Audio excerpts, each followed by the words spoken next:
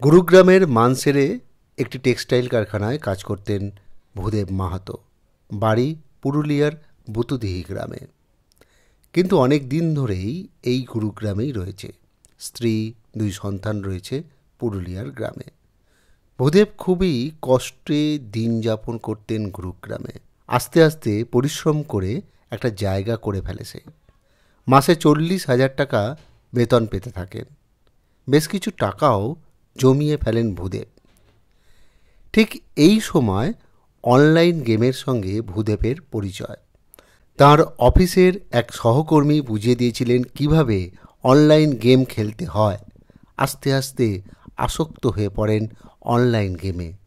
এমন একটা পর্যায়ে পৌঁছয় তার জমানো 4 লাখ টাকা খুইয়ে ফেলেন অনলাইন গেম খেলে। সর্বশান্ত হয়ে গ্রামে ফেরেন ভূদেব। তার ঠিক কয়েক ঘন্টার মধ্যে আত্মহত্যা করেন ভূদেব। তার স্ত্রী তড়িঘড়ি হাসপাতালে নিয়ে গেলে মৃত ঘোষণা করেন চিকিৎসকরা।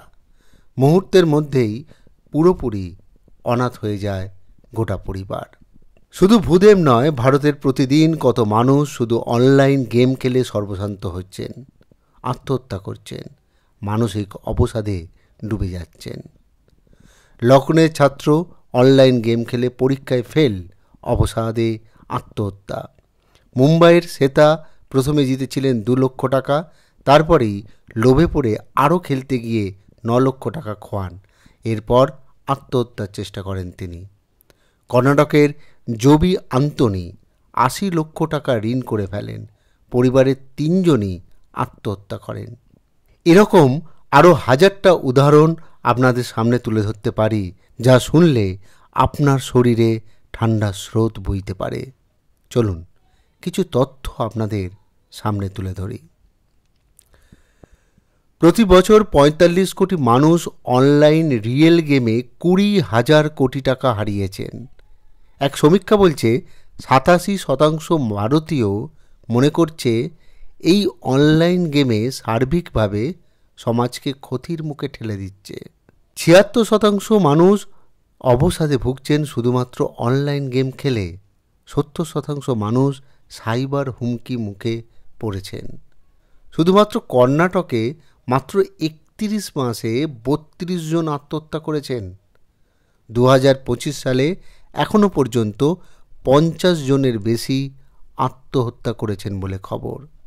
বলুন, এর দায় কার? এত হাজার হাজার কোটি টাকা হারিয়ে যখন মানুষ সর্বশান্ত, নিজেদের মৃত্যু মুখে ঠেলে দিচ্ছেন, আর সেখানে কিছু মানুষ কোটি কোটি টাকা মুনাফা করছেন। এরা আমাদের আইকন, কেউ খেলোয়াড়, কেউ অভিনেতা। এরা আমাদের অনুপ্রেরণা, আর সেই ফেস ভ্যালুকে কাজে লাগিয়ে এরা দিনের পর দিন মানুষকে অনলাইন গেম খেলতে বাধ্য করিয়েছেন। হয়তো আপনারা বলবেন, মানুষ কি বোকা? হ্যাঁ, মানুষ বোকা। শাহরুখ খানকে যদি ছোঁয়ার জন্য কত মানুষ অক্লেশে নিজের জীবন দিয়ে দিতে পারে, পুষ্পার মতো একটা সিনেমা দেখার জন্য হুড়োহুড়িতে মৃত্যু হয়ে যায়, সেই দেশের মানুষকে বোকা বানানো কি খুবই কঠিন? শুধুই আবেগেই সব বিলিয়ে দিতে পারে দেশবাসী, আর এটাকেই কাজে লাগিয়ে এই সব সেলিব্রিটিরা কত মানুষকে মৃত্যুর খাদে ঠেলে ফেলে দিয়েছেন, তার ইয়ত্তা নেই।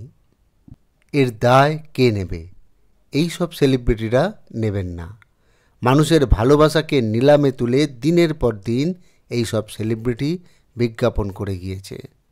দায়িত্ব কর্তব্য ভুলে গিয়ে মানুষকে বিভ্রান্ত করেছে। রিপোর্ট বলছে এইসব সেলিব্রিটিরা প্রতি বছর 10 থেকে 20 কোটি টাকা নেন বিজ্ঞাপন করার জন্য। বিরাট কোহলি, রোহিত শর্মার মতো ভীষণ জনপ্রিয় সেলিব্রিটিরা 150 থেকে 200 কোটি টাকা নেন বলে জানা যাচ্ছে। শাহরুখ খান, রণবীর সিং, তামান্না ভাটিয়া, কীর্তি সেননের মতো সেলিব্রিটিরা এককালীন 2 থেকে 5 কোটি টাকা নেন। আর সোশ্যাল মিডিয়ায় বিজ্ঞাপনের জন্য 50 থেকে 70 লাখ টাকা নেওয়া হতো। আপনি ভাবতে পারবেন না, এই সব অনলাইন গেমিং কোম্পানিগুলো বছরে 1200 থেকে 1500 কোটি টাকা খরচ করত। ভাবুন একবার। একদিকে মানুষ, এই সব টাকা খুইয়ে আত্মহত্যা করছে, সেই টাকা নিয়ে এই সব সেলিব্রিটিরা ফুর্তি করছে, আর আমাদের সাধারণ মানুষ নির্বিকার। বলুন, সার্কাস নয় তো এটা কী? সরকার এক অভূতপূর্ব সিদ্ধান্ত নিয়েছে। সব অনলাইন গেমের ওপর ব্যান লাগানোর জন্য আইন আনছে সরকার। সাধুবাদ জানাই সরকারকে। আপনি বলুন, আসলে দেশদ্রোহী কারা?